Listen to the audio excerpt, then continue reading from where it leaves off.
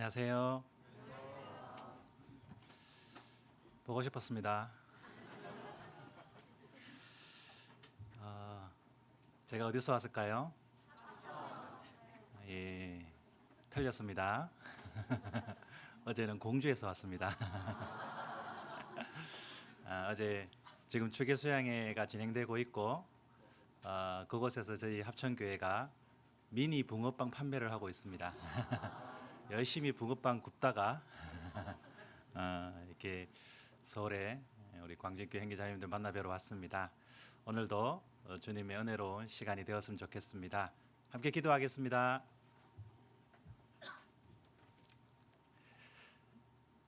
우리를 사랑하시는 살아계신 하나님 아버지 감사드립니다.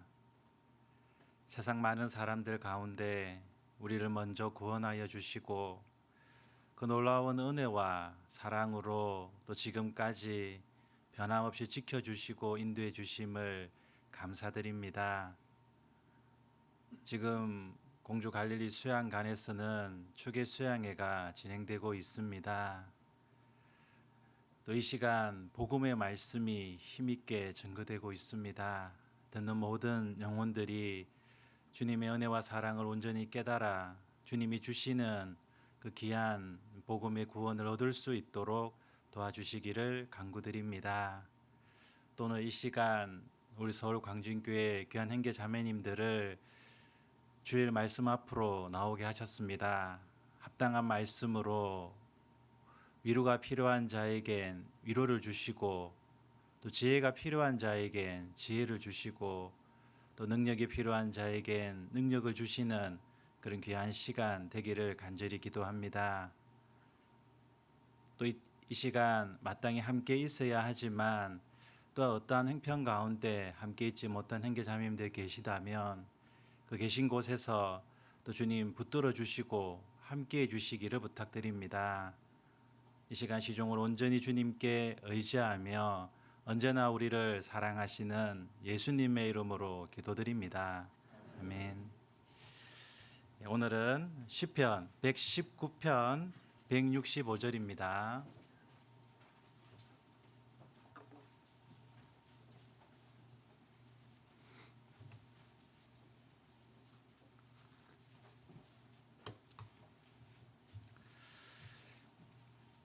시편 119편 165절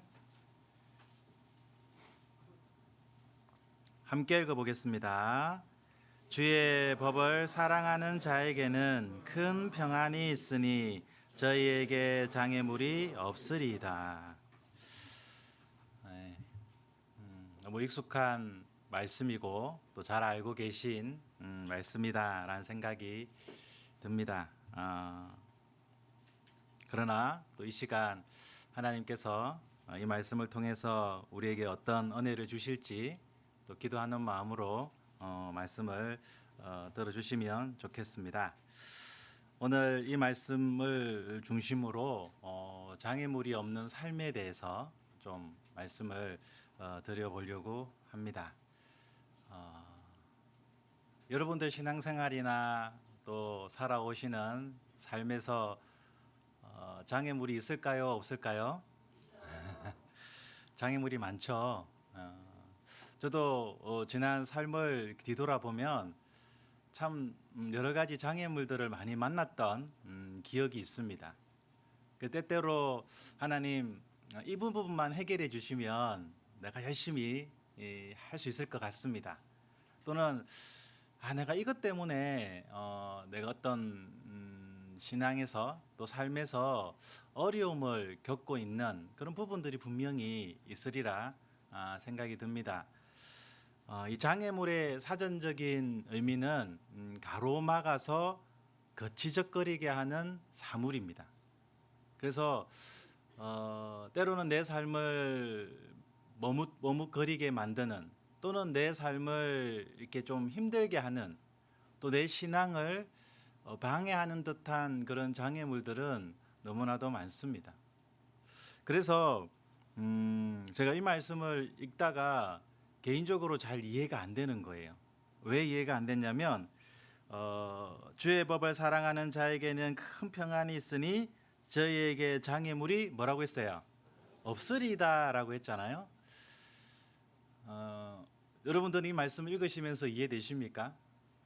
아마 혹여 어떤 형제 자매님들은 지금 이 시간에도 무거운 어려움을 겪고 계신 분도 계실 수 있고 또 이해되지 않는 상황에 놓여 있는 경우도 있을 것이고 또 어떤 경우에는 지금보다 조금만 상황이 개선된다면 내가 더 열심히 할 수 있을 텐데 라며 생각하고 있는 그런 시간일 수도 있겠다라는 생각이 듭니다. 분명히 장애물이 있는데 이 말씀에는 장애물이 없다라고 되어 있습니다. 이 말씀이 왜 이해하기 어렵냐면 아마 이 말씀이 이렇게 되어 있었으면 훨씬 더 이해하기 쉬웠을 거예요. 제가 무엇을 바꾸는지 잘 한번 보세요.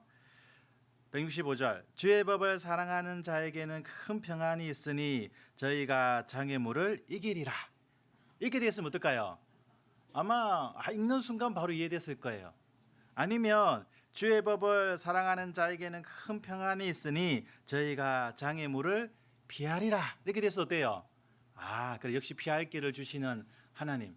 또는 장애물을 넘으리라. 이렇게 돼서 어때요? 아마 이해하기 쉬우셨을 거예요.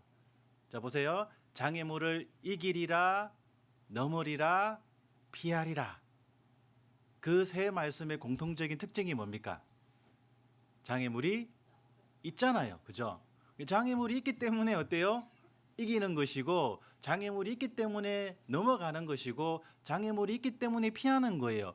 우리는 왜냐하면 신앙에서나 내 삶에서나 분명히 어떤 분은 한두 가지, 어떤 분은 아마 여러 가지의 장애물들을 만나고 겪고 계시기 때문에 오히려 이 말씀이 그렇게 표현되어 있다라면 훨씬 더 이해하기 쉬울 겁니다. 근데 우리가 오늘 본문으로 찾은 말씀에는 주의 법을 사랑하는 자에게는 큰 평안이 있으니 저에게 장애물이 없으리이다. 이게 이해가 안 되는 거예요. 왜 제가 개인적으로 이해가 안 됐냐면 제일 힘들 때 이 말씀이 주일 암송이었어요. 제가 이제 대전에 원래는 부산에서 신앙생활 하다가 대전으로 전도인 부름 받고 처음에 가니까 암송 앞에 진행을 이렇게 하라고 하시더라고요. 그래서 암송을 이렇게 하는데 그 주 암송이 이거였어요. 그런데 제가 제일 힘들 때 이 암송을 하기 위해서 계속 암송을 하는 중에 이 말씀이 계속 마음이 부딪히는 거예요. 분명히 나에겐 지금 장애물이 있는데 너무 힘든 일이 있고 너무 어려움이 있고 정말 기도하면서 주님 이 문제만 또는 이것만 넘어가게 해달라고 매달리는 그런 내용이 있는데 장애물이 없다는 게 사실은 잘 이해가 안 되었습니다. 이제 기도하는 가운데서 하나님께서 조금 깨닫게 하셔서 그런 뜻이겠구나, 그런 뜻이구나라는 것을 조금은 깨달았습니다. 그것을 오늘 우리 형제 자매님들과 좀 나누었으면 좋겠다 싶어서 이 말씀을 또 나누려고 합니다. 제가 하나 예를 들어 보겠습니다. 아마 그러면 어떤 분은 또 이해하실 수 있겠다라는 생각이 듭니다. 얼마 전까지 파리 올림픽을 했었잖아요, 그죠? 그 올림픽에는 여러 가지 종목과 경기가 있는데 세상에서 가장 빠른 사람을 결정하는 종목이 뭘까요? 100m 달리기 한 몇 초 만에 끝나죠, 그죠? 제일 빠른 사람.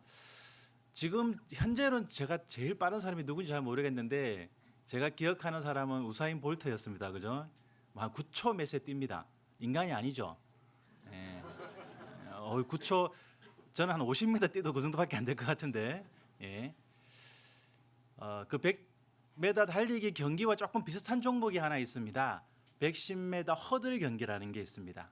이 110m 허들 경기는 10m마다 허들을 세워 놓습니다. 그리고 그 허들을 넘어서 마치 100m처럼 제일 빨리 도착하는 선수가 이기는 겁니다. 왜 110m냐면 첫 10m를 달려야 첫 허들을 넘을 수 있기 때문에. 그 경기를 순우리말로 바꾸면 110m 장애물 빨리 뛰기입니다. 그죠? 자, 그러면 하나 질문을 드려보겠습니다.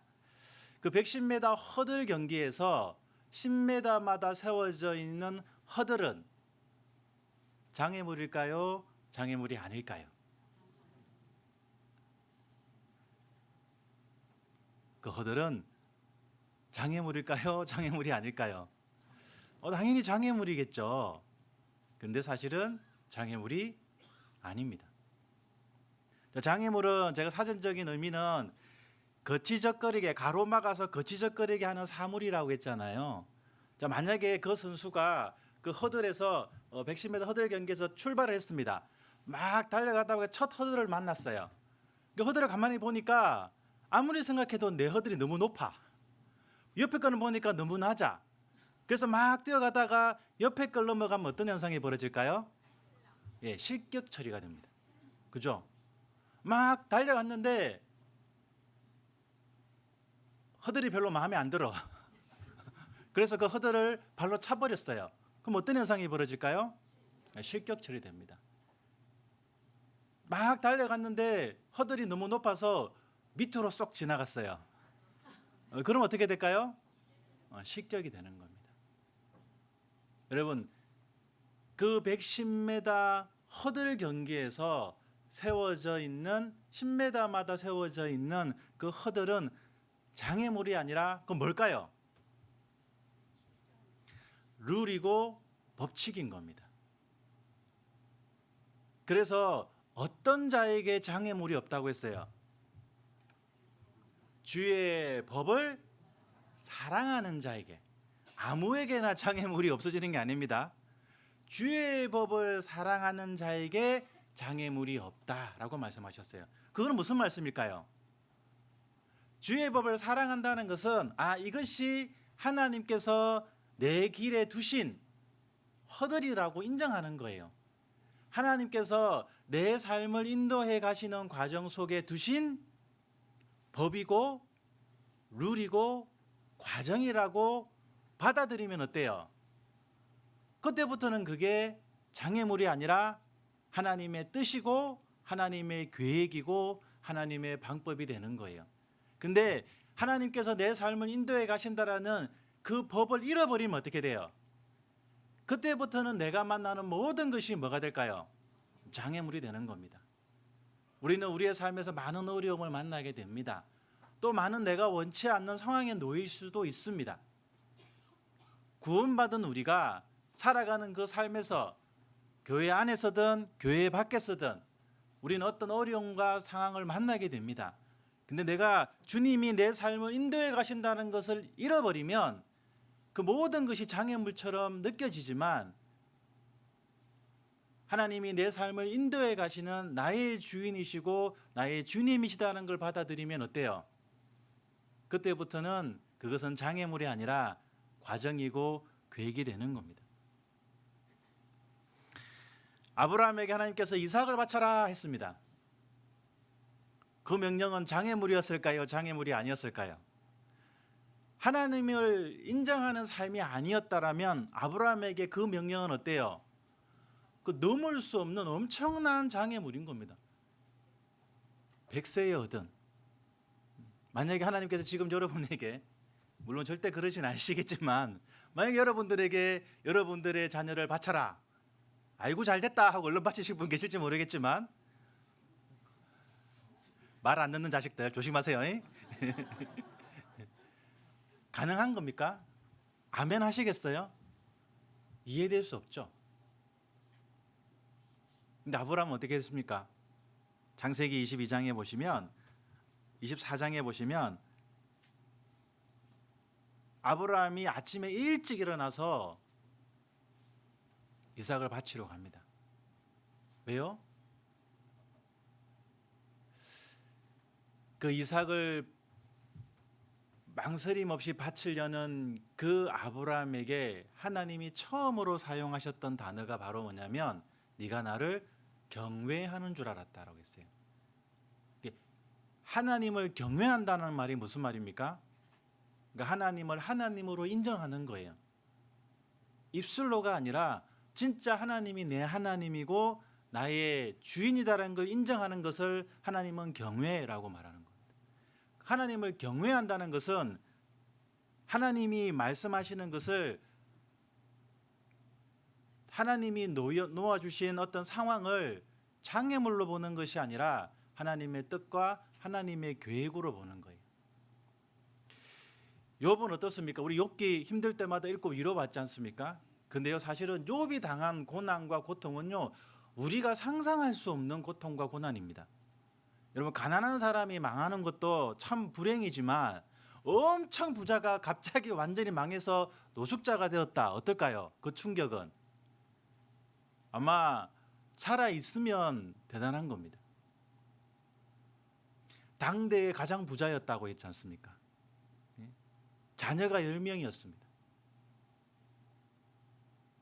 하루아침에 그 재산이, 그 자녀가 사라져 버렸습니다.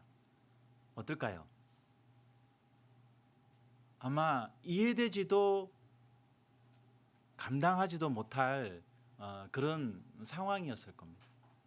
근데 그때 욥은 어떤 믿음을 가지고 있었냐라면 우리 욥기 23장으로 한번 가보겠습니다.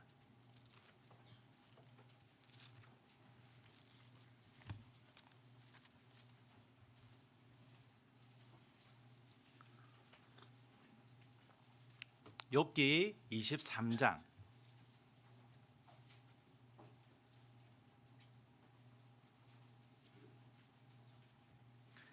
10절입니다. 욥기 23장 10절 함께 읽어보겠습니다. 나의 가는 길을 오직 그가 아시나니 그가 나를 단련하신 후에는 내가 정금같이 나오리라. 여기서 오늘은 길이라는 단어에 좀 집중하셨으면 좋겠습니다. 여기 보시면 욥이 어떤 믿음이 있었냐면 나의 가는 길을 오직 그가 아시나니 그가 나를 단련하신 후에는 내가 정금같이 나오리라. 욥은 뭘 알았습니까? 자기가 걸어가야 될 그 길에 때로는 많은 재산을 놓으시고 자녀들을 허락하시고 하신 분도 누구예요? 하나님. 그리고 하나님, 내가 걸어가야 될 그 길에서 많은 재산을 제하고 자녀를 제하신 분도 또 누구라는 거예요?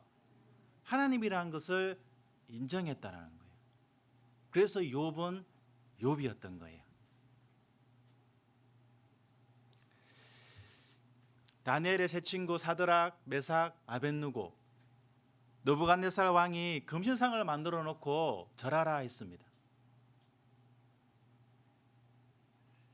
포로로 잡혀와서 당대 가장 강력한 왕국을 이루었던 그 왕 앞에서 절하지 않으면 저 풀무불에 너희들을 던지겠다라고 했습니다. 그 뜨거운 풀무불이 그 강력한 왕권을 가지고 있던 느부갓네살 왕이 얼마나 큰 장애물일까요? 아마 감당치 못할 장애물이었을 겁니다. 근데 다니엘의 세 친구는 무엇이라고 이야기했습니까? 절하지 않겠다. 하나님이 우리를 지켜주실 것이다. 그러면서 유명한 말을 했죠. 뭐라고 했습니까? 그리 아니하실지라도. 그들은 절하지 않겠다라고 말했습니다. 예수님께서 이 땅에 오셔서 어디를 향해서 가셨을까요? 예수님이 이 땅에 오셔서 예수님이 가셨던 목적지는 십자가였습니다. 결국에는 그 십자가를 향해서 가시는 그 마음을 예수님은 이렇게 표현하셨습니다. 누가복음 13장입니다. 함께 찾아보겠습니다. 누가복음 13장.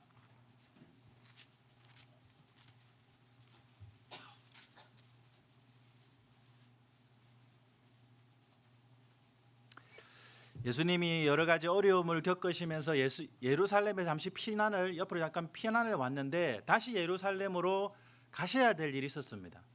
제자들이 말렸죠. 예수님 가시면 안 됩니다. 방금까지 그곳에서 어려움을 겪고 죽을 뻔했는데 왜 그곳에 다시 가시려고 하십니까? 가지 마십시다. 이렇게 예수님을 회유합니다. 그런데 33절에 말씀해 보시면 누가복음 13장 33절. 그러나 오늘과 내일과 모레는 뭐라고 말씀하셨어요? 내가 갈 길을 가야 하리니 선지자가 예루살렘 밖에서는 죽는 법이 없느니라. 예수님도 본인이 가셔야 될 뭐가 있다고 했어요? 그 길에 지금 뭐가 세워져 있습니까? 여러분, 예수님이 걸어가셔야 될 길을 가신다고 하셨습니다. 그런데 그 길 앞에 하나님이 뭘 세워두셨어요? 십자가를 세워두셨습니다. 하나님께서 가라고 한 그 길에 세워져 있는 십자가가 예수님에게는 장애물이었을까요? 장애물이 아니었을까요? 아마 우리에게 어떤 십자가가 세워져 있으면 어떨까요? 아마 너무너무 부담스럽고 힘들고, 사실은 예수님과 같은 십자가도 아닌데 때때로 정말 작은 십자가임에도 우리는 감당치 못하고 내려놓고 피하고 도망가고 싶은 마음이 솔직한 마음일 겁니다. 근데 예수님 앞에 세워져 있는 십자가는요, 자기의 목숨을 내어놓아야 되는 십자가입니다. 많은 사람들 앞에서 부끄러움을 당해야 하는 십자가입니다. 온 몸이, 온 뼈가, 온 살이 찢겨지고 어그러져야 하는 십자가입니다. 너무나도 피하고 싶은 십자가입니다. 근데 그 십자가가 예수님이 걸어가셔야 될 그 길에 세워져 있습니다. 저는 개인적으로 이 말씀을 참 좋아하는데, 얼마나 우리를 사랑하셨으면, 아니 하나님을 정말 하나님으로, 아버지를 아버지로 인정하시는 예수님은 이렇게 고백하시죠. 우리 시편 40편 한번 보겠습니다.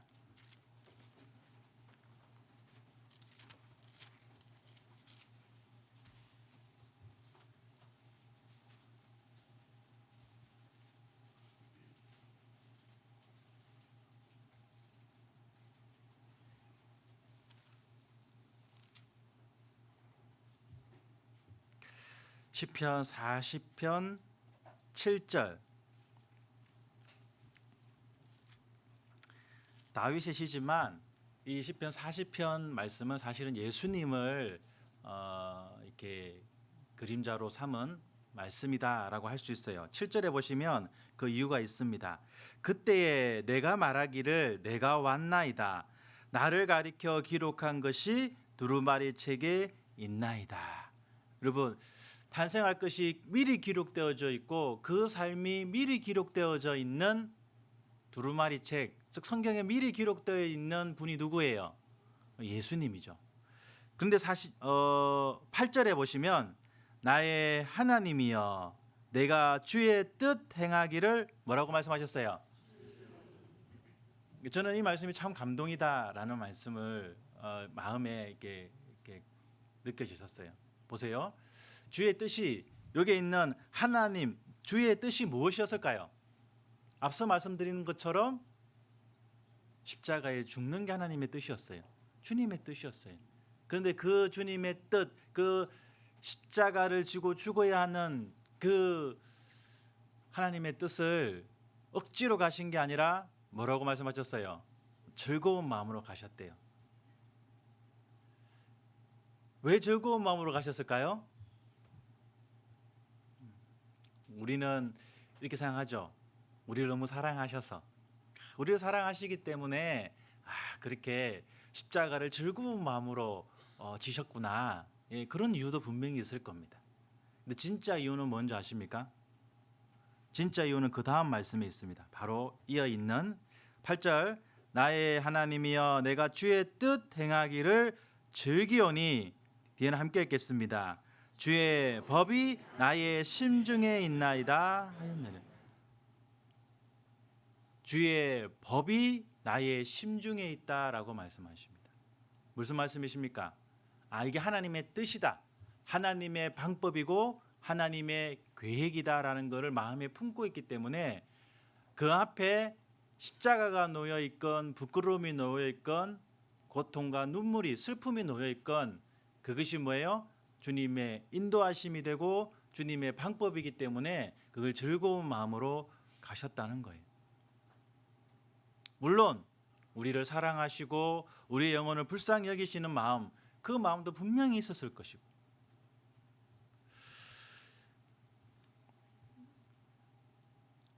어떻습니까? 나는 내 삶에 구원받고 난 이후에 지금 하나님께서 정말 내 삶을 인도해 가시고 계시다라고 믿습니까? 그래서 내가 만나는 어떤 일들이, 또 내가 처해 있는 어떤 환경들이 이건 정말 하나님께서 허락하신 것이고, 그리고 이해할 수는 없지만 하나님의 뜻이고 또 하나님의 방법이야 라고 생각하고 계십니까? 아니면 하나님 이것만 좀 해결해 주세요, 아니 이 사람만 좀 치워주세요, 아니면 이런 상황만 좀 바꿔주세요, 그러면서 그것이 마치 장애물인 것처럼 내 인생을 가로막고 내 신앙을 가로막고 내가 주님을 위해서 살아가는데, 또 내가 내 인생을 살아가는데 거치적거리게 하는 그런 장애물처럼 여기며 혹시 하나님께 원망하고 불평하고 있지 않은지 한번 좀 생각해 보셨으면 좋겠습니다.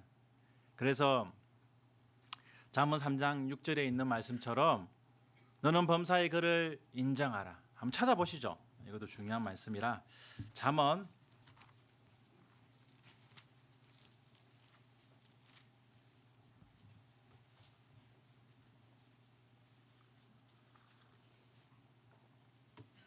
잠언 3장 6절.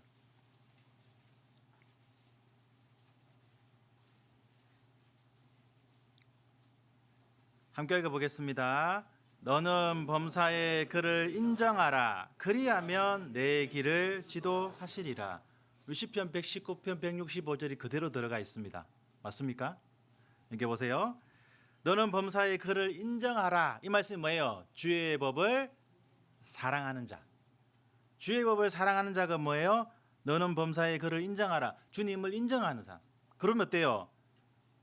주의 법을 사랑하는 자에게는 장애물이 없다. 그것처럼 너는 범사의 그를 인정하라. 그리하면 내 길을 지도하시리라. 하나님이 지도하는 길이 되는 것이고 하나님이 인도하시는 길이 되는 겁니다.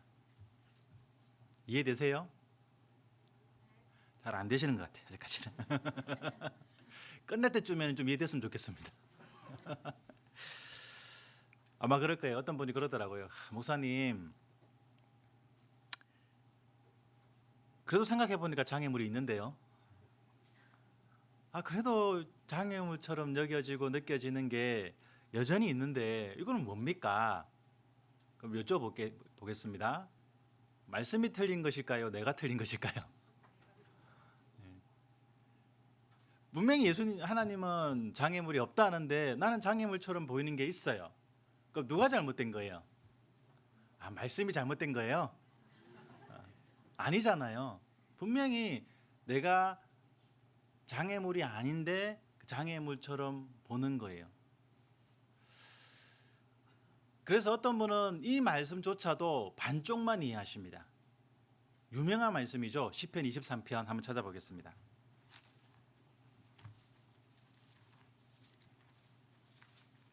어떤 분은 이 시편 23편이 3절에서 끝나는 줄 알아요. 그까지만 보고 싶으신 거야.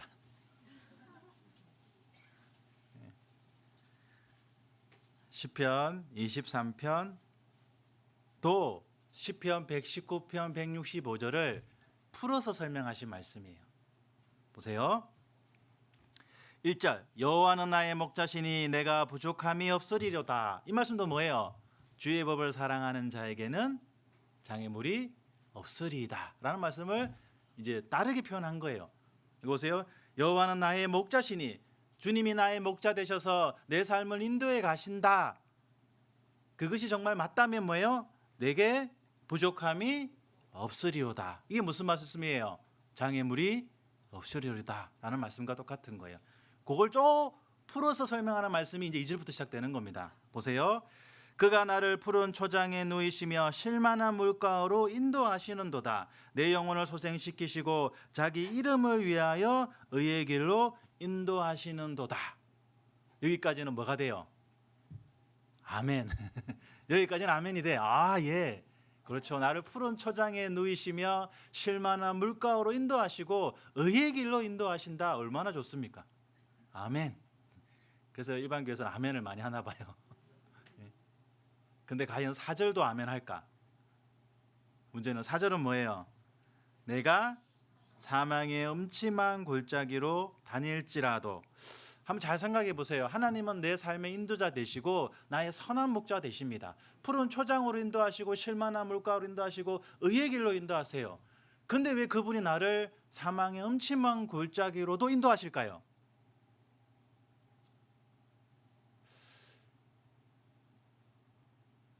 왜 하나님께서 이 말씀에서 시편 23편 말씀에서 3절에서 끝나지 않고 4절로 넘어오면서 사망의 음침한 골짜기로 인도하신 이유가 뭘까요? 그 이유를 알아야 돼요. 보세요. 그 이유가 답이 어디에 있냐면 6절에 나옵니다. 6절을 함께 읽겠습니다. 나의 평생의 선하심과 인자하심이 정녕 나를 따르리니 내가 여호와의 집에 영원히 거하리로다. 그 답을 발견하셨어요? 왜 사망의 음침한 골짜기로 인도하셨을까요? 그 뒤에 여호와의 집이 있기 때문에 그렇습니다. 여러분, 아무리 푸른 초장, 쉴만한 물가, 그곳이 좋을까요? 여호와의 집이 좋을까요? 여러분, 해외여행 다녀보시면 특히 우리나라 분들은 그런 거 많이 하시잖아요. 나갈 때 너무 신난 마음으로, 막 들뜬 마음으로, 즐거운 마음으로, 기대하는 마음으로 나가죠. 그리고 여행 다 하고 한국 돌아오는 공항에서 딱 내리면 무슨 말을 해요? 아유, 집이 최고야. 아, 한국이 최고야. 결국에는 어디로 와야 돼요? 결국 집으로 가는 겁니다. 근데 문제는 뭐예요? 계속 푸른 초장과 쉴만한 물가에 놓여 있으면 어떻게 돼요? 노숙이 되는 거예요. 예? 당장에는 좋아 보이지만, 당장에는 풍요로워 보이지만 결국 어디로 가야 됩니까? 집에 가야죠. 우리가 구원받고 신앙생활을 하는 이유가 이 땅에서 잘 먹고 잘 살기 위함입니까? 이 땅에서 막 너무 하나님이 풍요롭게 잘해 주셨어. 근데 마지막이 지옥이네? 그걸 원하십니까? 아니잖아요. 우리는 결국은 어디입니까? 천국이에요. 우리는 구원받았습니다. 하나님의 자녀가 되었습니다. 그 가장 궁극적인 목적지는 천국입니다. 우리는 천국 가기 위해서, 우리를 천국 보내주기 위해서 예수님은 우리를 위해서 죽으셨고, 우리는 우리를 위해서 대신 죽으신 그 은혜를 믿음으로 말미암아 그 지옥 가운데서, 그 죄악 가운데서 구원받은 거예요. 그리고 우리는 천국 갈 수 있는 소망을 가지고 살아가고 있는 겁니다. 근데 문제는 뭐예요? 그 푸른 초장과 쉴만한 물가와 여호와의 집 사이에 뭐가 있어요? 이 사망의 음침한 골짜기가 있어요. 왜 그렇게 해놓으셨을까요? 네? 그냥 푸른 초장 쉴만한 물가가 쭉 가다가 어디까지 가면 돼요? 여호와의 집까지 갔으면 얼마나 좋을까? 그러면 어때요? 하나님 안 믿을 사람 아무도 없습니다. 왜 푸른 초장 쉴만한 물가에서 인도해서 왜 굳이 사망의 음침한 골짜기를 지나서 여호와의 집에 들어가게 하셨을까? 왜 그렇게 하셨을까요? 그게 바로 하나님의 법이에요. 그게 주의 법이에요. 주님의 방법이라고요. 그건 저도 몰라요. 주님이 그렇게 하셨어요. 그게 바로 그래서 주의 법을 뭐 하는 사람? 사랑하는 사람. 사랑한다는 말이 무슨 말입니까?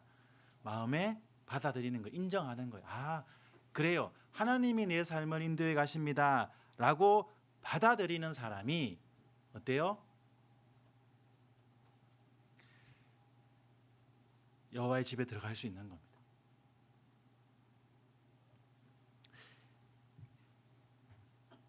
근데 주님께서 내 삶을 인도해 가신다라는 것이 믿어진다면, 믿어야 된다면 우리는 주님이 내 삶을 인도해 가시는 방법 또한 믿어야 돼요. 주님이 나를 선한 목자 되셔서 나의 주님 되셔서 나를 인도해 가실 때 주님이 절대로 변하지 않는, 주님이 절대로 양보하지 않는 법칙 두 가지가 있습니다. 주님이 내 삶을 인도해 가실 때 절대로 변하지 않는 법칙 두 가지가 있습니다. 이 법칙을 우리가 잘 이해한다면 우리는 마음이 좀 덜 흔들릴 수 있습니다. 그 법칙이 뭘까요?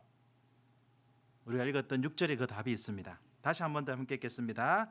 나의 평생의 선하심과 인자하심이 정녕 나를 따르리니 내가 여호와의 집에 영원히 거하리로다. 하나님께서 내 삶을 인도해 가실 때 절대 변하지 않는 법칙 두 가지. 첫 번째 뭐예요? 선하심이. 선하다는 건 무슨 말씀이십니까? 악하지 않다는 거죠. 하나님께서 나에게 어떤 어려움과 고난을 주실 때 하나님께서 이런 의도가 있으실까요? 너 한번 고생해봐. 지질이 더 말 안 듣으니까 니 한번 한번 당해봐라. 우리는 가끔씩 다른 사람에게 그렇게 하지만 하나님은 어떠실까요? 그런 악한 의도가 있으실까요? 하나님은 악한 의도가 없습니다. 하나님은 일부러 우리를 힘들게 하는 게 재미있어서, 우리가 괴로워하는 모습이 즐거워서 우리에게 고난과 어려움을 주시는 게 아니에요. 절대로 하나님은 그런 의도가 없으십니다. 왜? 그럴 수 없는 분이세요. 그러니까 하나님이 우리에게 어떤, 우리가 당장은 이해할 수 없고 우리가 당장에는 힘든 것 같지만 하나님이 나에게 내 삶의 길에 무엇인가를 두셨다라면 그것은 선한 의도가 있다는 거예요. 선한 목적이 있다는 겁니다. 그리고 두 번째가 뭐예요? 인자하심. 인자하심이란 말은 무슨 말입니까? 사랑이라고 이해하시면 좋을 것 같습니다. 반드시 사랑을 근거로 한다는 거예요. 사랑하기 때문에. 부모가 자식에게, 부모가 자녀들에게 무엇인가를 할 때는 항상 이 두 가지가 있을까요, 없을까요? 부모가 자녀에게 무엇인가를 할 때 이 두 가지가 있습니다. 물론 인간이기 때문에 가끔 이기적인 마음도 들어갑니다. 그러나 하나님은 없어요. 하나님은 인자하심과 선하심이 있는 겁니다. 제가 이걸 어떻게 참 이해할 수 있을까 했는데 제가 우리 아이들을 보면서 이해할 수 있었어요. 와, 저게 진짜 믿음이구나. 언제 알았냐면 아이들이 지금은 다 컸지만 어릴 때 이제 직장 생활할 때 제가 교회 들어오기 전에 아이들 데리고 이렇게 좀 어릴 때 요즘 부모 정도는 아니지만 그래도 이것도 막 여러 가지 구경도 시켜주고 싶고 배워주고 싶고 알려주고 싶어서 이것저것 많이 데리고 다녔거든요. 근데 이제 저나 우리 자매는 준비할 게 많아요. 숙소도 알아봐야 되고 뭐 가서 어디서 먹어야 되고 뭘 또 그곳에 왜 가는지 목적이 있을 거 아니에요, 그죠? 뭔가 어떤 여기에 어떻게 우리 아이들에게 뭔가 유익을 주고 뭔가 이렇게 또 배움을 주고 또 뭔가 이렇게 지혜를 줄 수 있을까, 그런 거 생각하면서 또 재미를 줄 수 있을까 여러 가지 생각해서 막 준비를 합니다. 근데 애들은 어떨까요? 아이들 어릴 때는 아무 관심이 없더라고. 근데 심지어 출발하는 당일도 출발이 10시인데 10시에 출발하자 하면 얘들은 9시 55분까지 뭐 하고 있을까요? 자고 있어요. 자고 있는 걸 억지로 깨웁니다. 막 깨워가지고 태워가지고 차에 태웠어요, 둘이를. 근데 어느 날 제가 둘이 뒤에 앉히고 위에가 딸 밑에가 아들이거든요. 2살 터울이에요. 뒤에 딱 앉고 우리 자매 편고 제가 막 운전하고 가는데 뒤에서 둘이서 막 싸웠다가 또 웃었다가 막 둘이서 뒤에서 난린 거예요. 그래서 제가 한참 가다가 제가 애들에게 뭘 물어봤을까요? 제가 애들한테 물어봤어요. 너 어디 가는 줄 아니? 알까요? 모를까요? 몰라요. 너 왜 가는데? 근데 아이들은 무엇을 믿고 있는 겁니까? 엄마 아빠의 선하심과 인자하심을 믿고 있는 거예요. 즉 뭐예요? 엄마 아빠가 나를 어딘가를 데려간다는 것은 뭐예요? 분명히 좋은 의도겠죠. 너 그거 죽어봐라 하고 데리고 간 건 아닐 거예요. 그죠? 분명히 좋은 의도로 어딘가를 위해서 데려간다는 걸 믿는 거예요. 그리고 그 어디라도 그것이 사랑을 근거로 한다는 것을 믿기 때문에 굳이 묻고 따지지 않아요. 기껏 따지는 게 하나 있어요. 뭘 따질까요? 뭐 먹어요? 이런 거 정도 따지더라고. 근데 우리는 주님을 따라가면서 출발도 하기 전에 너무 따지는 게 많지 않습니까? 한 걸음 한 걸음 걸을 때마다 이건 왜요? 저건 왜요? 이건 왜 주셨어요? 저건 왜 주셨어요? 걸음은 걷지 않고 묻고 따지고 뜯고 이스라엘 민족이 광야를 걸어갈 때 이스라엘 민족은 우리 이스라엘 민족과 우리나라하고 좀 비슷한가 봐요. 이스라엘 민족이 광야를 걸어갈 때 제일 많이 했던 말이 뭔지 아세요? 죽겠다예요. 힘들어 죽겠다. 배고파 죽겠다. 추워 죽겠다. 더워 죽겠다. 우리나라는 어때요? 비슷하죠? 어디서 많이 들어봤던 말 아닙니까? 아마 그 죽겠다라고 하면 하루에 여러분들 몇 번 죽을 것 같아요? 배불러 죽겠다. 배고파 죽겠다. 더워 죽겠다. 추워 죽겠다. 좋아 죽겠다. 뭐 죽겠다 하면 다 죽어요. 이제 끝나는 거예요. 근데 놀라운 게 뭔지 아십니까? 이스라엘 민족이 광야 생활하면서 죽겠다 한 이유로 그 이유로 죽은 사람 몇 명 있을까요? 그들이 죽겠다 한 이유로 죽은 사람 아무도 없습니다. 오히려 왜 이스라엘 민족은 죽었어요? 원망하고 불평함으로.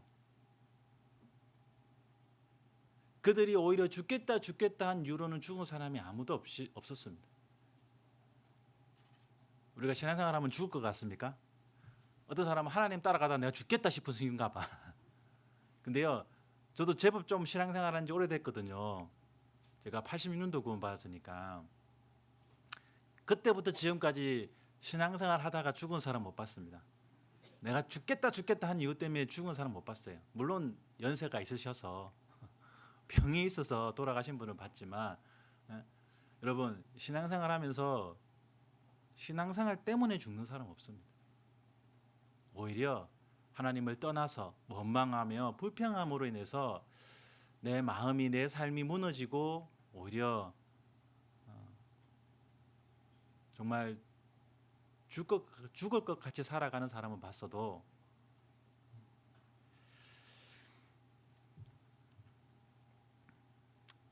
주님이 내 삶을 인도해 가시는 인도자라는 것을 우리는 정말 믿고 있을까? 요 시편 23편에 있는 말씀처럼 좋고 풍요롭고 안락한 길로 인도해 가시면 이 하나님이 나에게 복을 주셔서 그래. 근데 조금의 어려움을 만나면 조금의 이해 못할 장애물처럼 보이는 걸 만나면 우리는 쉽게 원망하고 불평하고 꾀를 냅니다. 제가 최근에 이 말씀이 참 이해가 안 되더라고요. 시편 119편 한번 보시죠. 본문 말씀이었던 시편 119편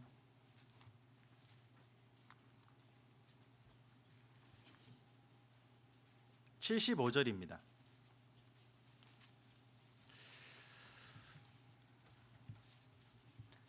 주의 법을 사랑하는 자에게는 큰 평안이 있으니 저에게 장애물이 없으리이다. 이 말씀이 조금 이해되시면 이 말씀이 조금 이해될 수 있어요. 근데 정말 이해되기 쉽지 않더라고요. 저도 이 말씀이. 시편 119편 75절 함께 읽어보겠습니다. 여호와여 내가 알거니와 주의 판단은 의로우시고 주께서 나를 괴롭게 하심은 성실하심으로 말미암음이다. 여기 보세요. 이 말씀 이해되세요? 여기 보시면 여호와여 내가 알거니와 주의 판단은 의롭다. 의롭다는 말이 무슨 말입니까? 선하시고 인자하시다라는 말을 하나로 합치면 의롭다 이렇게 표현할 수 있는 거예요.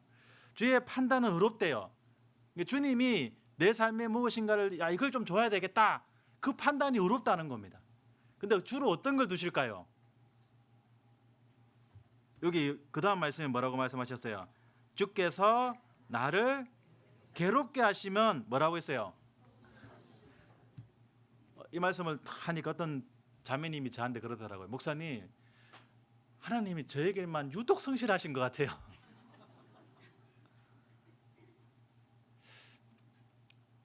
내게 어떤 괴로움이 있고 어려움이 있으면 어떤 분은 하나님이 나에게 무관심한 줄 알아요. 하나님이 나에게 관심이 없어서 하나님이 나를 그냥 힘들게 하시는 줄 알아요. 그런데 여기는 거꾸로 뭐라고 했어요? 성실하심이래. 어떤 분에게는 하나님이 엄청 성실하신 분이 계실 거야. 근데 하나님이 게으름 피우면 어떻게 돼요? 하나님이 게으름 피우면 어떻게 되실까요? 나에게 아무 일도 없는 거예요. 그래서 여러분 생각해 보시기 바랍니다. 지금 시대에 가장 큰 문제가 뭔지 아세요? 21세기를 살아가는 현대 지금의 기독교인들에게 가장 큰 문제는요, 아무 일도 일어나지 않는 거예요. 여러분은 신앙생활을 하면서 구원받은 그리스도인으로서 여러분들 삶에 어떤 일이 있습니까? 교회 오는데 아무런 문제가 없고 내가 하나님을 믿는다는 그 이유로 인해서 아무런 어려움이 없습니다. 그러면 그게 정말 신앙생활일까요? 하나님께서 사람에게 내리는, 구원받은 사람에게 내리는 가장 큰 벌이 뭔지 아세요? 냅두는 거예요. 냅두는 거. 내어버려 두사. 그건 냅두는 거잖아. 어떻게 하든 냅두는 거예요. 왜 냅둘까요? 참고로 하나님은 놓아두는 사람은 없지만 만약에 부모인 내가 우리 자녀들을 어떻게 하든 뭐 이렇게 하든 저렇게 사람 냅뒀다. 사랑이에요, 복이에요? 복이잖아요.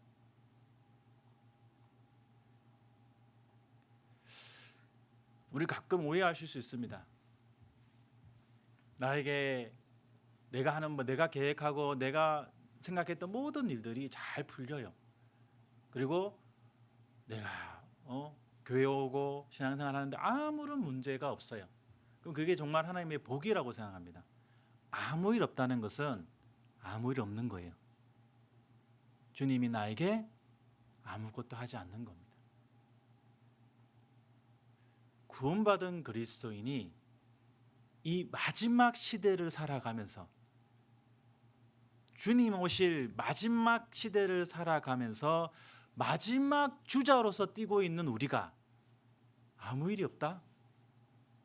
그게 정상일까요? 절대 정상일 수 없는 겁니다.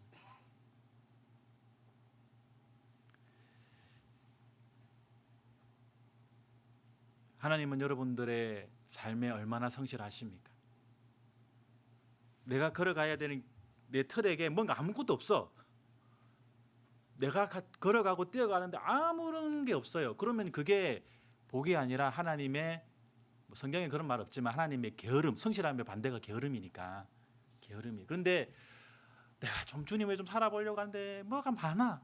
사람도 문제가 돼, 환경도 문제가 돼, 어떤 사람은 건강이 문제가 되고 조금만 형편이 풀리면 좋겠는데, 조금만 상황이 놓아지면 좋겠는데, 아마 우리 청년기자님들 그런 분들 있어요. 내가 결혼만 하면 나 정말 잘할 수 있을 것 같은데, 취업만 하면 나 정말 주님의 열심히 살 수 있을 것 같은데, 아니면 내가 어떤 문제만, 건강이 조금만 더 좋아지면, 근데 앞으로 건강이 더 좋아질까요? 안 좋아질까요?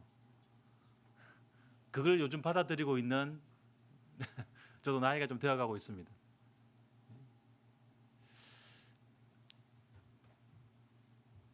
우리는 지금의 그 시간 속에서 그 속에 숨겨져 있는 하나님의 뜻과 하나님의 계획과 하나님의 방법을 자꾸 보려고 해야 돼요. 그 상황들 자꾸 치워달라. 그 상황들을 이기게 해달라. 또 그 상황들을 외면하려고 하는 것보단 왜 하나님이 내 삶에 이걸 두셨을까? 그 하나님의 뜻과 이유를 가르쳐 달라고 하나님께 기도해야 되는 겁니다. 우리 찾았으니까 145편도 한번 보시죠. 145편.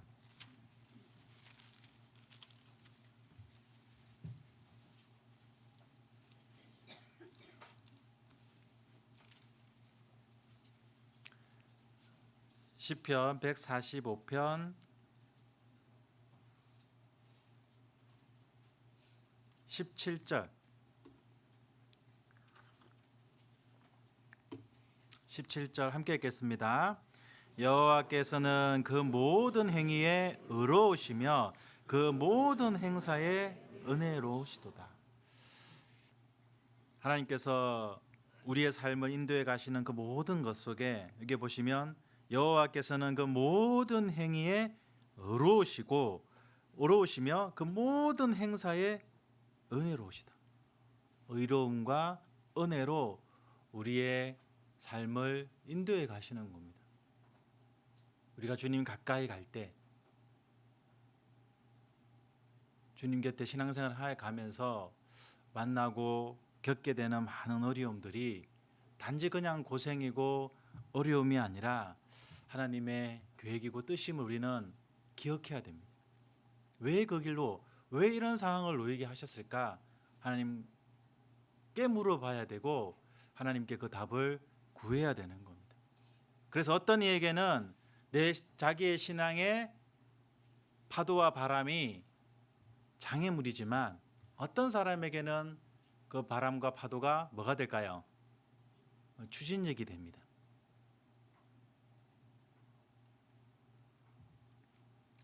그래서 우리가 주님께서 내 삶을 인도해 가신다는 것을 우리 신앙생활 가운데서 믿어야 될 거예요. 이쯤 이야기했음에도 불구하고 그래요, 목사님이 무슨 말씀하시는지 알겠는데 아무리 생각해봐도 이건 내한테 장애물처럼 보여요. 아무리 생각해봐도 요거는 아닌 것 같은데 더 좋은 게 있고 더 좋은 방법이 있고 더 좋은 길이 있는 것 같은데 왜 굳이 나에게 이렇게 하실까요? 라고 물으신다면 이 말씀이 답이 되어질 수 있을 겁니다. 119편, 시편 119편 18절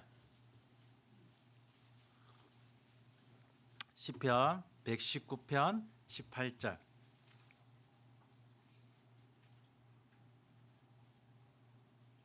하나님의 뜻이 잘 이해되지 않을 때마다 이 말씀을 한번 읽어보시면 좋을 것 같습니다.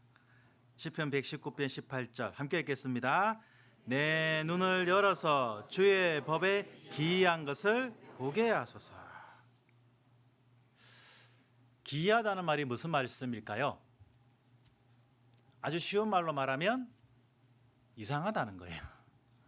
이해가 된다는 거예요, 안 된다는 거예요? 우리가 뭔가 이해가 되지 않는 상황을 보면 뭐라고 여겨요? 야, 기이하다. 뭐가 기이하다는 거예요? 주의 법이 기이하다는 거예요. 한마디로 말하면 주의 법이 우리의 이해의 범주 내에 있다는 거예요. 우리 이해의 범주를 벗어난다는 거예요. 가끔 오해하시는 분들이 있습니다. 신앙생활을 오직 의인은 믿음으로 말미암아 살리라 했잖아요. 근데 가끔 오해하셔서 오직 의인은 이해함으로 살리라 이런 마음으로 사시는 분들이 있어. 신앙생활 가운데 자꾸 이런 표현 자주 하십니다. 난 잘 이해가 안 된다. 목사님이 왜 그러는지 이해가 안 된다. 우리 구역장님이 왜 그러는지 왜 이해가 안 된다. 우리 조장님이 그렇게 하는지 왜 이해가 안 된다. 우리 광신교회가 왜 그러는지 이해가. 그럼 자기는 뭐예요? 근데요, 놀라운 게 뭔지 아십니까? 이해는 믿음이 아니에요. 왜 믿음이 필요합니까? 이 말씀에 빗대어 이해하자면 이해하자면 안 되나? 이 말씀에 빗대어서 생각해 보자면 기이하기 때문에 믿는 거예요. 즉 이해가 안 되기 때문에 믿는 거예요. 이해가 되면 믿음이 필요 없어요. 여러분 잘 생각해 보세요. 하나님이 아브라함에게 이삭을 바치라고 했습니다. 그 밤에 하나님이 깝깝했어. 마음이 답답해서 큰일 나겠다. 내가 아이고 어떻게 이런 제가 정말 그렇게 할 수 있을까? 밤에 꿈에 아브라함에게 나타났어요. 하나님이 아브라함에게 설명을 합니다. 아브라함아, 사실은 내가 진짜 네 이삭 달라고 하는 게 아니야. 네가 가서 이삭을 바치려고 칼을 딱 들면 내가 너를 2번 부를 거야. 그때 네가 멈추면 돼. 그러면 내가 뒤돌아보면 그게 내가 다 그 번제 양 준비해 놨거든. 그거 딱 사실은 그럴 거 한 거야. 그러면 아브라함 이해돼요, 안 돼요? 이해되죠? 아, 그런 뜻이었구나. 이해가 되잖아요. 그때부터 뭐가 없어져요? 믿음이란 건 필요 없는 겁니다. 하나님이 욥에게 왔어요. 야, 욥아, 미안하다. 내가 원래 그러려고 한 게 아닌데 저 마귀가 계속 나를 유혹하잖아. 네 믿음이 아닌 거라고 자꾸 이상하게 표현하잖아. 그래서 내가 마귀한데 네 믿음이 진짜라는 걸 보여주려고 그런 거니까 너 절대 믿음 흔들리면 안 돼. 그렇게 설명해 줬어요. 그러면 욥은 이해됐을까요? 안 됐을까요? 이해됐죠. 그런 뜻으로 그랬구나. 그때부터 뭐가 필요 없어요? 믿음이 필요 없는 겁니다. 여러분, 우리가 신앙생활 하다 보면 이해되지 않을 때가 참 많습니다. 그래서 사실은 그리스도인은 믿음으로 사는 거예요. 왜냐하면 여러분, 하나님께서 나를 인도해 가시는 방법이 내가 다 이해된다. 정말 그러길 원하세요? 하나님께서 인도해 가시는 모든 그 방법이 인간인 내가 다 이해가 돼. 그런 사람 있으세요? 그럴 수 없습니다. 왜냐하면 우리는 한낱 인간인 거예요, 사실은. 근데 정말 우주 만물을 창조하신 하나님, 내 모든 걸 아시고 모든 걸 보시는 하나님께서 내 삶을 인도해 가실 때 우리는 이해되지 않는 부분이 분명히 있을 수밖에 없는 거예요. 근데 그것을 어떻게 해야 돼요? 믿음으로 받아들여야 된다는 거예요. 그 하나님께서 내 삶을 선하심과 인자함으로 이끌고 계시다는 것을 믿으라는 거죠. 근데 우리는 자꾸 내 앞에 있는 그 장애물처럼 보이는 무엇인가를 자꾸 치워달라고 해. 이것 좀 없애달라고 그래. 이것만 아니면 난 잘할 수 있을 거라고 생각해요.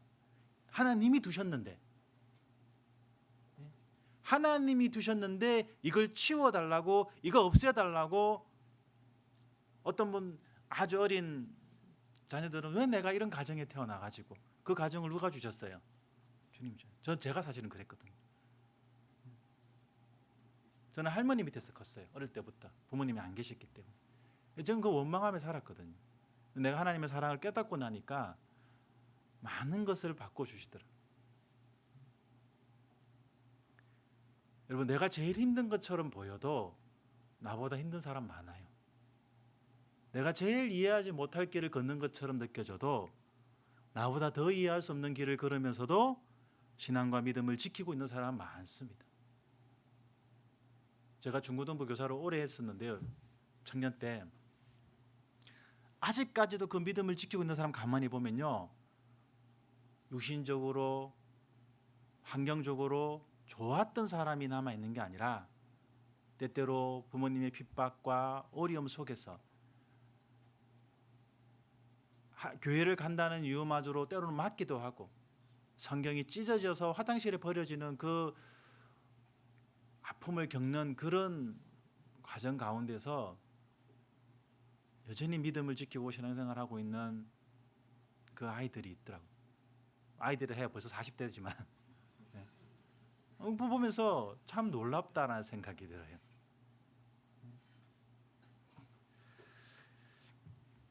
이해할 수 없지만 사실은 그걸 통해서 하나님은 하나님을 가르쳐 주시려고 하시는 거예요. 아주 쉬운 예를 하나 말씀드리면요, 어떤 큰 교회, 우리 지금 광진교회도 주차가 좀 어렵죠. 주차 문제가 좀 쉽지 않죠. 이런 것처럼 어느 큰 교회당 옆에 사실 주차장의 공간이 좀 협소한데 옆에 땅이 제법 넓은 땅이 있는 거예요. 아주 큰 넓은 땅이 있는데 그분이 잘 살아. 돈이 엄청 많아. 예? 그래서 근데 그분은 또 마음도 좋네. 그래가지고 그래도 교회당이 주차 때문에 고민한다 하니까 어이 그 빈 땅을 교회당 주차장으로 쓰래요. 그 얼마나 좋아요. 제법 넓은 땅이에요, 막. 그래서 그 주차장을 그 성도들이 다 주차하고도 남을 그 땅이거든요. 그래서 주차를 다 하니까 너무 편하게 하는데 그 땅을 내어 주시면서 그 어르신이 딱 한 가지 조건만 내걸었대요. 뭘 그러냐면 1년이 몇 주예요? 52주죠. 딱 한 주만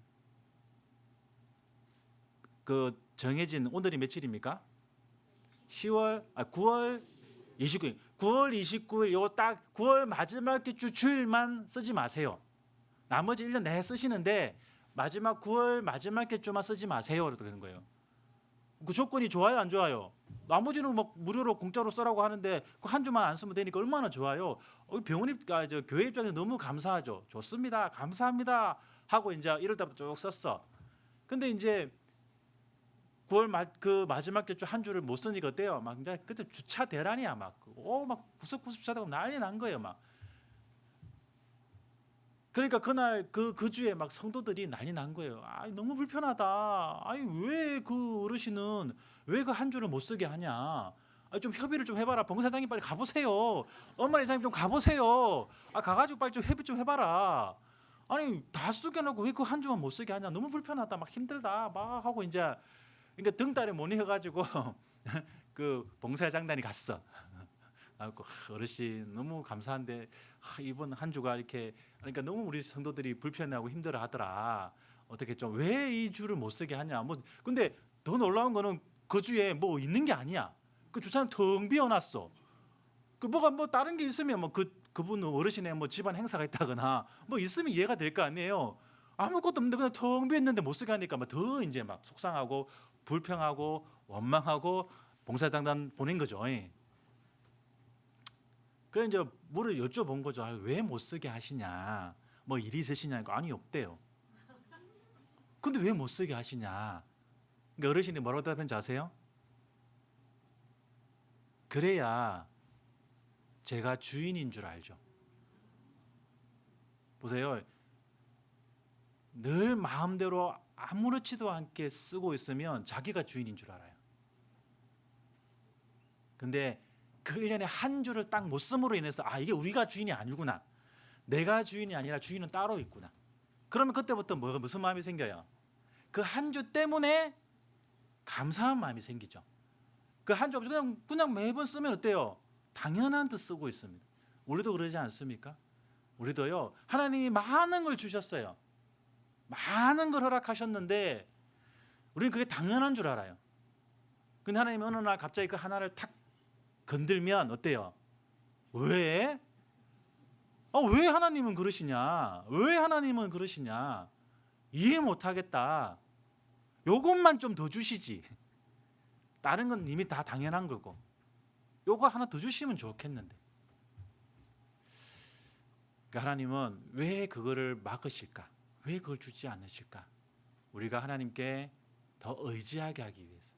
하나님께 더 매달리게 하기 위해서.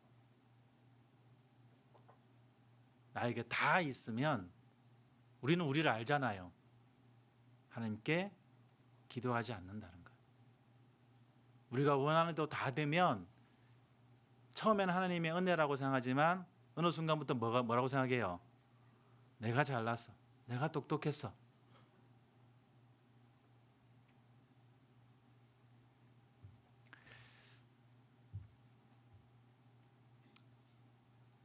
이해할 수 없는 것들이 내 앞에 놓일 때 우리는 비로소 사실은 하나님을 생각하게 됩니다. 제가 최근에요. 우리 아들이 군대 갔다 와서 내가 참 어처구니가 없었지만 한편으로 너무 기쁘더라고. 그게 아들이 아빠한테 잘 전화해요, 안 해요? 잘 안 하잖아요, 그죠? 뭐 보면 엄마하고 통화 자주 하더만. 참 서운해요, 그죠? 예. 뭐 그거 어쩔 수 없어. 오늘 갑자기 아들한테 전화가 온 거예요. 그래서 어쩐 일이지 하고 전화를 딱 받았는데 저는 왜 무슨 일이냐 그랬더니 아빠 큰일 났어요. 왜? 지갑을 잃어버렸어요 라는 거예요. 요즘 지갑 잃어버리면 좀 문제가 많잖아요. 아 그러냐 빨리 그러면 뭐 동사무소 가고 카드 빨리 해지시키고 막 어떻게 해 빨리 막 하라고 설명해주고 이제 했어요. 이제 걱정이 되더라고. 이거 어떻게 됐지? 그리고 이제 조금 있으니까 아무 연락이 없어요. 그 내가 근데 우리 아들 진규인데 진규 지금 우리 자매한데 진규 저 지갑 잊어버렸는데 어떻게 됐을까? 걱정이네. 찾았을까? 막 걱정하니까 우리 자매가 딱 한다는 말이 찾았대.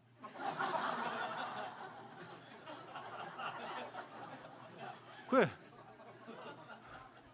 찾았다고 저것만 전화한 거야. 그래서 제가 전화를 했죠. 야 진규야 잃어버렸다고는 나한테 전화하면서 왜 찾았다고는 엄마한테 전화를 하냐. 잃어버렸다고 전화했으면 찾은 것도 나한테 전화를 해야지. 근데 한편으로는 그게 참 감사하더라고. 왜냐하면 그러니까 진짜 어떤 문제가 생겼을 때는 아빠를 찾아야 된다는 것을 본능적으로 맨날 엄마한테 전화하다가 그거 잃어버렸을 때는 찾은 거는 이제 일이 해결된 거잖아요. 기쁜 소식이잖아요. 그건 누구한테 알려줘요? 엄마한테. 네. 우리가 진짜 어려움이 생기면 우리 하나님을 찾거든요. 그리스도인은요 본능적으로 이렇게 돼 있어요. 구원 안 받은 사람도 위험한 일이 만나면 누구 찾아요? 아이고 하나님 가잖아요. 그럼 우리는 어떻게 해야 돼요? 우리는 당연히 그래야죠. 그리스도인이기 때문에 우리는 그러지 않아도 굳이 우리는 좀 어려움이 생기면 자꾸 누구를 생각하게 되냐면 하나님을 생각하게 되고 하나님의 뜻이 무엇일까? 하나님이 왜? 하나님께 의지하게 되고 기도하게 됩니다. 그러니까 하나님은요 내가 하나님 없이 잘 먹고 잘 살기를 하나님은 원하지 않습니다. 물론 구원받은 사람이 잘 먹고 잘 사는 것 나쁜 게 아니에요. 하나님 없이 망하는 것도 죄고 하나님 없이 잘 사는 것도 죄예요, 사실은. 그러니까 하나님은 하나님과 관계된 삶을 살기 원합니다. 그래서 하나님은 우리의 삶을 자꾸 건드시는 거예요. 포인트를 주시는 거예요. 그 속에서 우리는 하나님의 뜻을 빨리 발견하면 우리는 다음 단계로 넘어갈 수 있는 거예요. 그래서 우리가 신앙생활을 쭉 해보면 우리는 그걸 알죠. 왜 하나님이 나에게 이런 어려움을 주셨고 이런 고난을 주셨는지 우리는 알게 되는 거예요. 그래서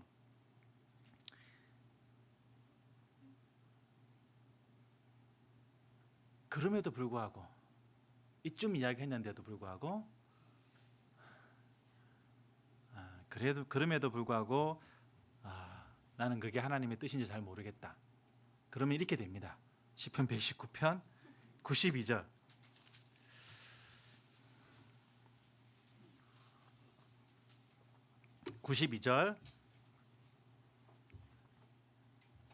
함께 읽겠습니다.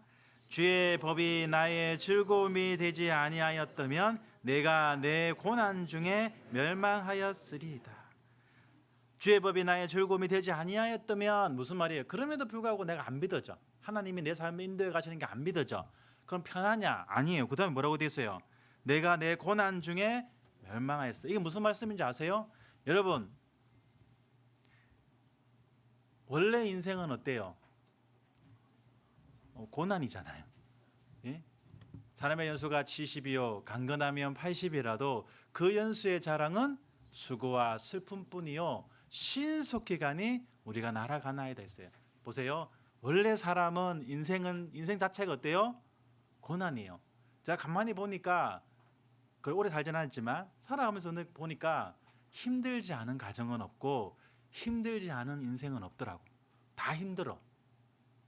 그러니까 뭐냐면 이게 무슨 말씀이냐면 방금 읽었던 말씀이 주의 법이 나의 즐거움이 되지 아니하였다면 뭐라고 했어요? 내가 내 고난 중에 멸망하였으리라. 이 무슨 말씀이냐면 주의 법을 인정하지 않으면 그냥 인생 속에서 만나는 그냥 고생이에요. 그냥 내 고생. 그런데 그러면 똑같은 고생이 있는데 주의 법을 사랑하게 되면 어떤 현상이 벌어져요? 여러분, 이게 놀라운 차이입니다. 주의 법을 사랑하게 되면 그 내 고생이, 내 고난이 주님의 뜻이 되고 주님의 계획이 되는 거예요. 여러분, 이거는 완전히 달라지는 겁니다. 그냥 힘든 거 하고, 여러분, 그냥 힘든 거야. 인생은 그냥 힘들고 괴롭고 많은 장애물 속에서 허덕이며 부딪히며 사는 게 인생이에요. 그런데 주님의 법을 사랑하게 되면, 즉 주님이 내 삶을 인도해 가신다는 걸 믿어지면 그 만나는 많은 고난과 어려움과 장애물처럼 보이는 것들이 하나님의 뜻이 되고 계획이 되는 거예요. 이게 얼마나 놀랍습니까? 내 고생, 내 고난 너로 끝나지 않고 내가 만나는 고난, 내가 만나는 고생들이 어때요? 하나님의 뜻과 계획이 됩니다. 하나님의 방법이 돼요.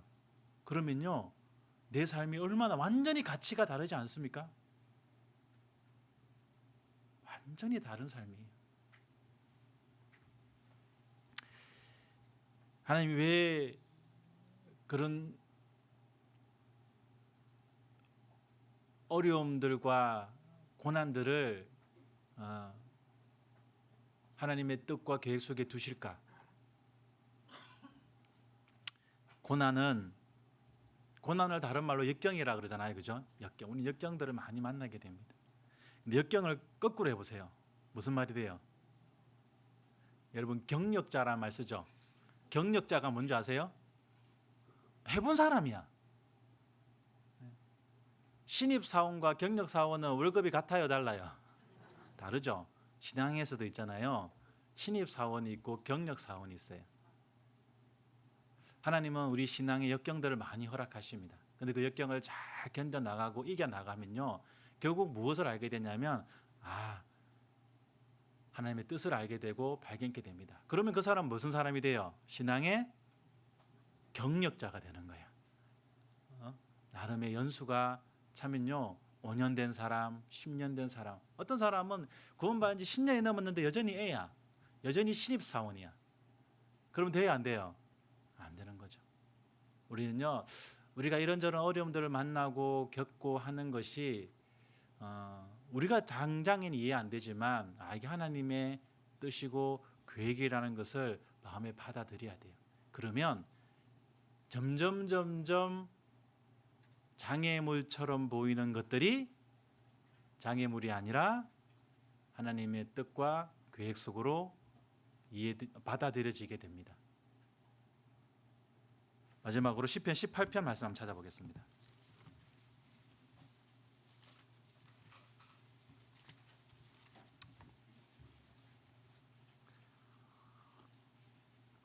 시편 18편 말씀은 우리가 잘 알고 계시고 너무 좋아하는 말씀이죠.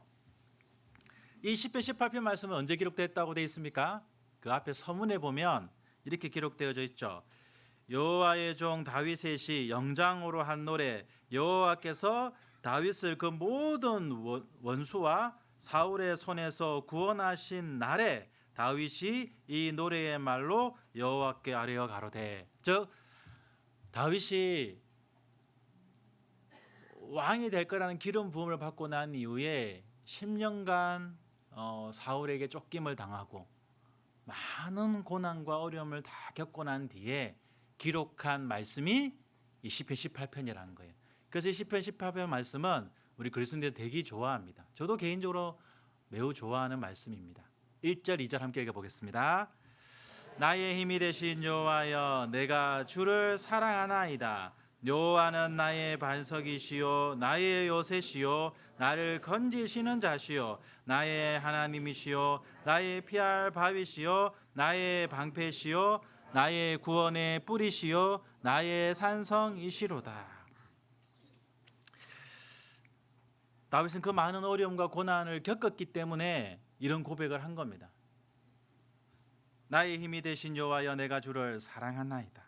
그러면서 2절에 뭐라고 말씀하셨어요? 여호와는 나의 반석이시요 나의 요새시요 나를 건지시는 자시요 나의 하나님이시요 나의 피할 바위시요 나의 방패시요 나의 구원의 뿌리시요 나의 산성이시로다. 다윗이 그 많은 어려움과 고난 속에서 하나님이 내 삶을 이렇게 인도해 가셨구나. 그것을 통해서 무엇을 발견했냐면 그분이 내 반석이시구나. 흔들릴 때마다 나를 지켜주시고 붙들어 주시고 지탱해 주시는 반석이구나. 그분이 나의 요새시구나. 어떤 적이 쳐들어와도 나를 지켜줄 수 있는 강한 산성 대신 요새 되신 분이시구나. 내가 어려움 속에 있을 때 나를 건져주시는 분이시구나. 그리고 내 방패 되시고 내 구원의 뿌리 되시는 분이시구나. 그런 걸 어떻게 느꼈을까요? 그런 상황들을 계속 만났기 때문에 그래요.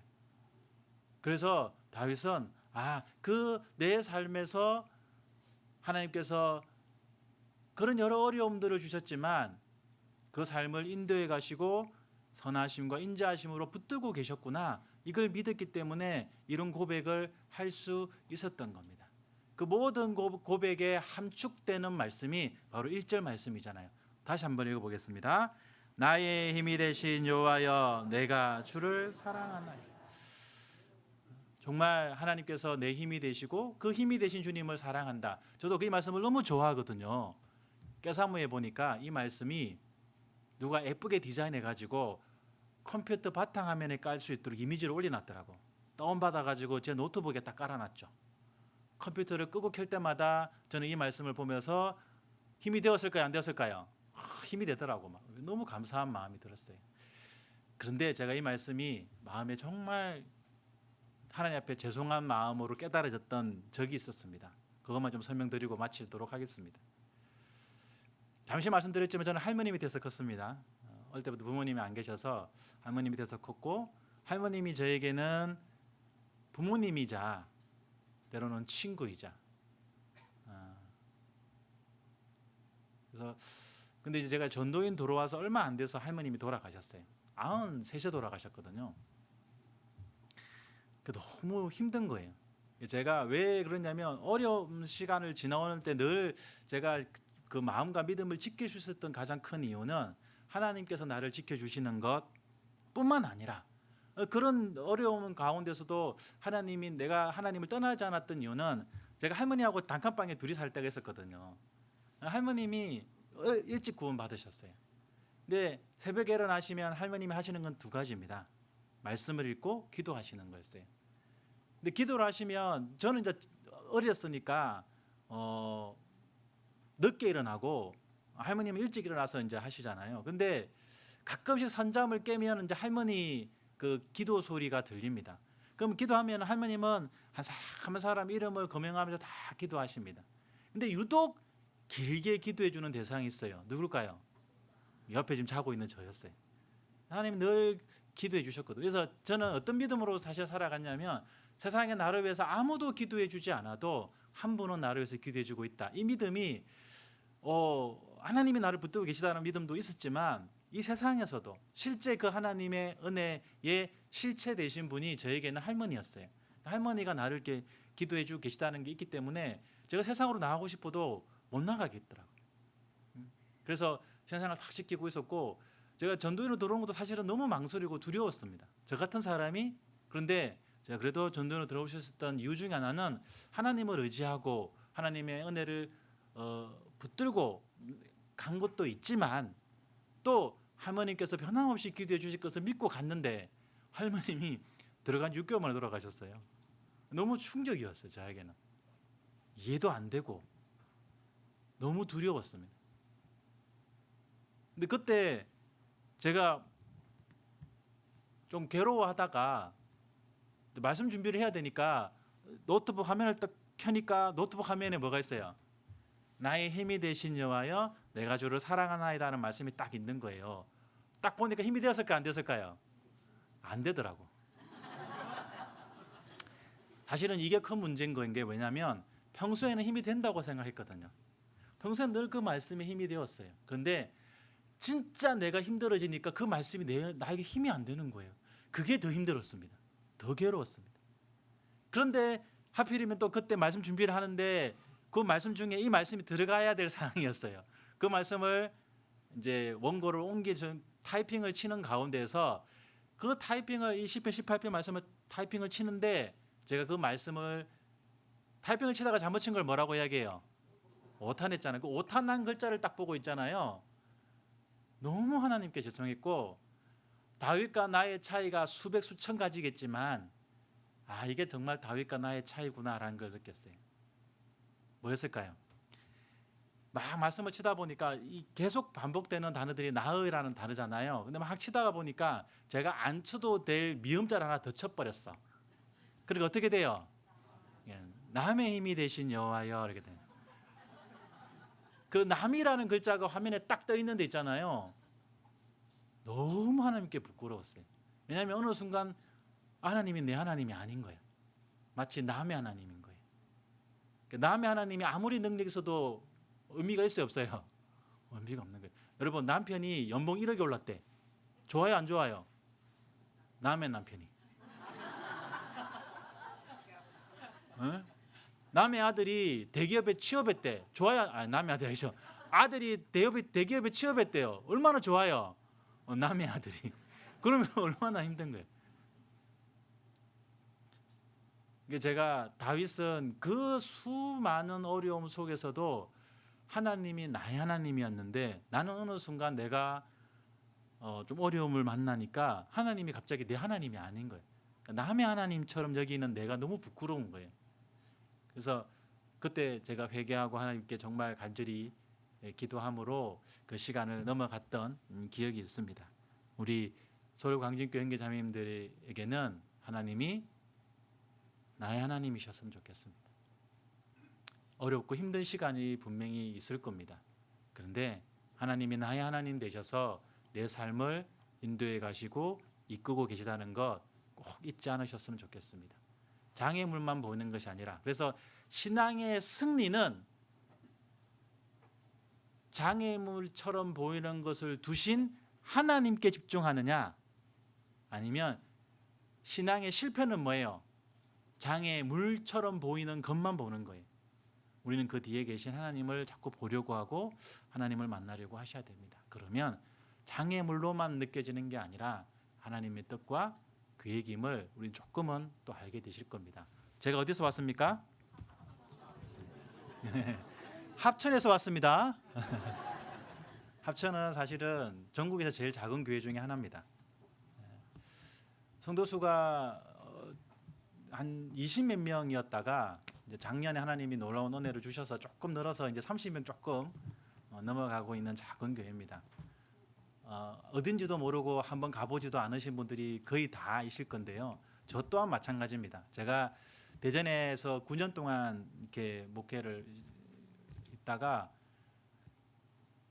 어느 날 주일 설교가 합천이 되어서 제가 갔습니다. 갔다가 와보면 깜짝 놀랐어요. 와, 국내에도 이런 교회가 있구나. 너무 작은 교회고 그 20명 남짓 되는 형제자매들이 그 희생하고 수고하는 게 너무 그래서 제가 우리 대전에 가서 우리 식구들에게 진짜 해외 선교도 많이 있지만 국내에도 진짜 해외 선교 같은 정말 작은 교회가 있더라. 합천이 정말 우리가 기도해 줘야 되겠다. 그리고 6개월 후에 제가 갔습니다. 제가 거기 갈 줄 몰랐거든요. 하나님 왜 저에게 장애물을 근데 아니죠. 하나님이 정말 가서 저도 물론 많이 적응하는 시간들이 필요했고 5년 됐거든요 지금. 정말 많은 걸 깨닫게 하시고 알게 하셨습니다. 작은 교회이기 때문에 정말 기도가 많이 필요하고, 감사하게도 작년에 놀라운 은혜를 주셔서 조금 숫자가 늘어서 작년 연말에 교회당 리모델링을 했습니다. 정말 제 믿음이 약해서 그런지 모르겠지만 제가 6개월 동안 고민했거든요. 할까 말까. 왜냐하면 형편들 보고 상황들 보니까 아닌 거예요. 그런데 하나님께서 결국에는 하게 하셨어요. 그래서 정말 그 작은 식구들이 우리 리모델링 헌금을 4명이서 했습니다. 4명이서 그냥 봉사에만 4명 모여서 헌금하자. 그 돈으로 시작했습니다. 그리고 놀랍게도 업자도 안 정하고 시작했습니다. 근데 어떻게 해서 지금 교당 전체는 아니지만 일부분 식당과 이제 그 카페를 리모델링을 했는데요. 너무 감사하게 잘 되어서 형제 자매들도 좋아하시고 또 우리 진주 권역에서도 되게 좋아하시고 이렇게 작은 교회가 조금씩 성장해 가는 걸 또 기뻐하셔서 너무 좋습니다. 아까 제가 말씀드렸듯이 정말 우리 마지막 시대 마지막 주자에서 우리가 살아가고 있잖아요. 가만히 있으면 마귀가 우리를 가만히로 봅니다. 우리는 더 많은 일들을 이 마지막 시대 해야 될 겁니다. 그죠? 그럴 수 있는 기회와 그럴 수 있는 시간이 우리에게 지금밖에 없습니다. 나중에는 더 하고 싶어도 할 수 없습니다. 하나님 앞에 가서 우리가 뭔 희생을 하겠습니까? 하나님 앞에 가가지고 우리가 무슨 봉사를 하겠습니까? 지금밖에 할 수 없습니다. 지금밖에 우리는 하나님에서 살 수 있는 시간이 없습니다.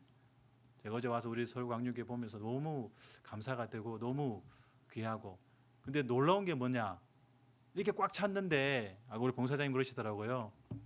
주계 수양에 한 40 몇 분 가셨다고. 어디 앉으실까 도대체? 아마 우리 기도 가운데 있으리라 생각이 들고요. 하나님의 그 놀라운 은혜 속에서 마지막 그 신앙을 끝까지 잘 지키시기 바랍니다. 함께 기도하겠습니다. 은혜와 사랑이 많으신 살아계신 하나님 아버지 감사드립니다. 오늘 우리 귀한 서울 광주인교회 형제자매님들과 하나님 말씀 나눌 수 있게 하신 것 감사드립니다. 합당한 말씀 또 필요한 말씀으로 각자 개인에게 주님이 은혜를 더해 주시고 또 충만케 해 주시기를 부탁해 드립니다. 지금 수양관에서 진행되고 있는 주계 수양에 전해진 복음과 또 이어 있는 상담, 그리고 저녁에 또 전해질 복음을 통해서 그곳에 참석한 모든 분들이 반드시 구원받고 그 수양관을 떠날 수 있도록 인도해 주시기를 간구드립니다. 전국에 있는 우리 모든 교회, 해외에 있는 모든 교회 주님 일일이 돌보아 주시고, 특히 우리 서울 광진교회를 주님의 놀라운 능력과 또 은혜로 더욱 풍성케 해주시기를 간구드립니다. 이 시간 이후에 모든 것도 주님께 의지하며 언제나 우리를 사랑하시는 예수님의 이름으로 기도드립니다. 아멘.